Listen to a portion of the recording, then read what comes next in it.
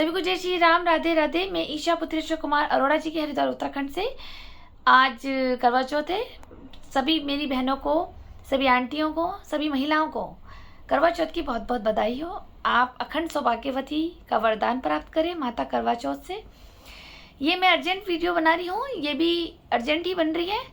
एक कल बनी थी अर्जेंट वीडियो जो दीपक खन्ना ने हमसे एक बहन के बारे में जानकारी प्राप्त करने पर कर दिया था बवाल।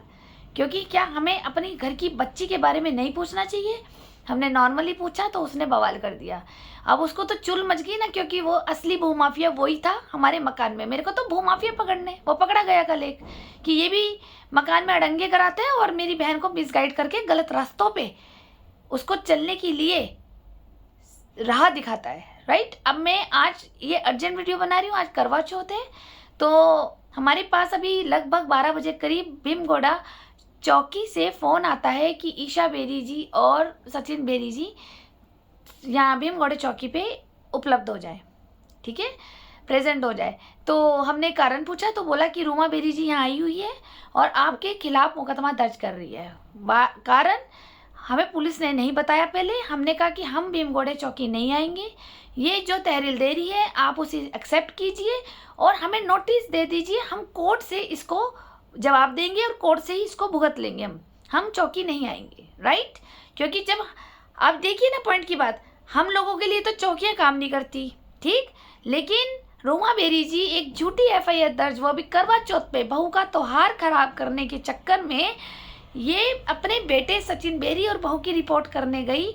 क्या मामला से कि कल कि ये सचिन बेरी ने, मेरे हस्बैंड ने, यानी कि रूमा बेरी जी के बेटे ने, जो एक खड़खड़ी में खोखा जो हमसे छीन लिया गया था, जो हमसे एक शॉप छीन ली थी, उस पर तो गौरव भैया बैठते, एक दूसरी शॉप भी थी जिसमें समोसे वाला बैठता है, तो उसमें मेरे हस्बैंड पहले बैठते थे बिफोर मैरिज। वो समोसे वाले को गवाह बना करके कि ये मेरे को यहाँ से मेरा सामान फेंक कर गया है, समोसे का जो सामान होता है मटेरियल वगैरह वो फेंक के गया है और धमकी दी है। ये दोनों मिलकर के हम लोगों की तहरीर लिखवाने गए थे। जी हाँ, वो भी आज करवा चौथ के दिन।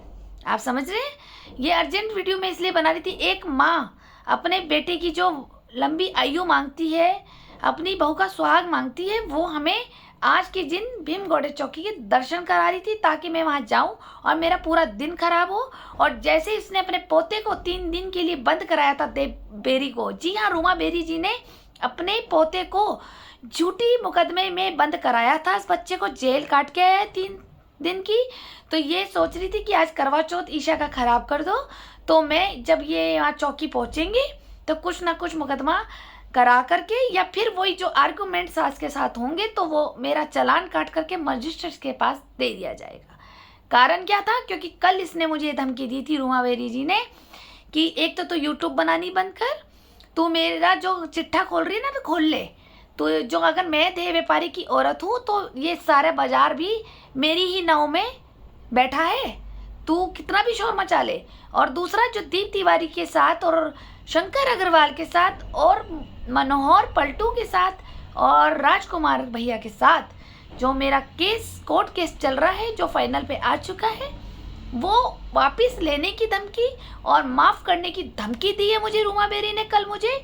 तो मैंने जब इसकी बात नहीं मानी तो इसने आज मुझे भीमगोड़ा चौकी पे पुलिस के द्वारा झूठी एफआईआर दर्ज लिखवा कर मुझे बुलाने की इसने कोशिश की।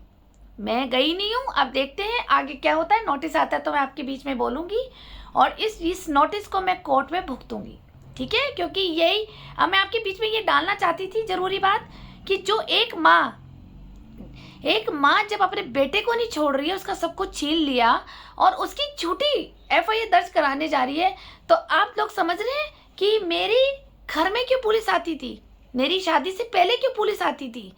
यहीं से पकड़ा गया ना चोर। मुझे यही देखना था कि जब ये दीप तिवारी जी की और इसने कल मुझे धमकी दी कि मुकदमा वापस कर ले वरना तू वापस करने के लिए भी जिंदा नहीं रहेगी, इसने मुझे कल बोला। लेकिन मैं चुपचाप आ गई। मैंने कहा तुमसे जो होता है वो तुम कर लो। आ गई मिनट में से ये मुझे पार्क के पास ये मिली कल।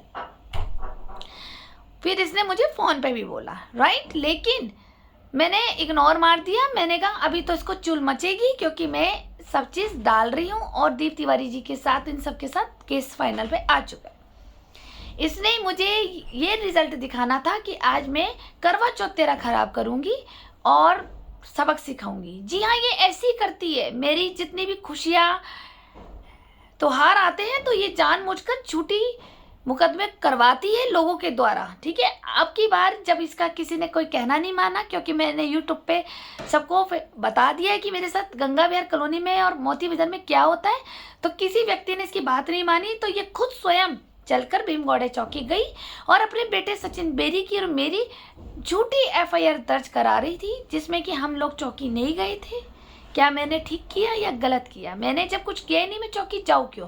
अब पुलिस पे डिपेंड करता है। अगर वो मुझे नोटिस के देती है तो मैं उसको कोर्ट से निपटूंगी, ये पुलिस भी जवाब देगी और रूमा बेरी जी भी जवाब देगी। देखिए, ये ऐसे करती है। त्योहार वाले दिन भी अपने बेटे और बहू की रिपोर्ट कराने जा रही है। अब इससे ही पक्का सबूत होता है कि ये मेरी शादी से पहले जो भी पुलिस आती थी हमारे घर में, मेरी मम्मी के नाम से आ रही है, चाहे वो मेरी बहन के नाम से आ रही है, झूठे झूठे मुकदमे दर्ज कराती है और फिर ये हमें डराती है ताकि देखो मेरी पुलिस की पहुंच। तो ये आज ये साबित कर दिया कि जो शादी से पहले मेरे घर में पुलिस भिजवाई जाती थी, वो रूमा बेरी ही ने पहले ही टारगेट कर रखा था हम दोनों बहनों को। आज सबूत आप लोगों के बीच में आ गया है। जी हाँ, अगर आपको ये झूठा लग रहा है, आज करवा चौथ है, मैं झूठा नहीं बोलूँगी। मैं उस पुलिस वाले अंकल जो भी भाई हैं उनका नंबर भी डाल दूँगी जिस नंबर से इनकी कॉल आई थी, और चाहे तो जिनको शक हो रहा है वो भीमगौड़े चौकी पे जा करके संपर्क कर सकते हैं और हमारे बारे में सूचना प्राप्त कर सकते हैं कि आज ये रूमा बेरी मुकदमा दर्ज कराने आई थी या नहीं आई थी, ठीक है। अब ये जो आपको बता दिया कि ये टारगेट पहले ही था हमारा मकान हड़पने का, हमारी मम्मी को पागलखाने भेजने का, मुझे भी पागलखाने भेजने का, और हम दोनों बहनों से एक देह व्यापार में इन्वॉल्वमेंट करा के हमारे पिता की संपत्ति खाने का। ये इसी तरह से टॉर्चर करती है। और ये मेरे पापा की जब डेथ हुई 2010 से ही इसने हम दोनों बहनों पे और मेरे पापा की संपत्ति पे राहुल बेरी जी ने और रूमा बेरी जी ने अपना एक निशाना, एक टारगेट बना लिया था कि इस घर में हम कब्जा करेंगे।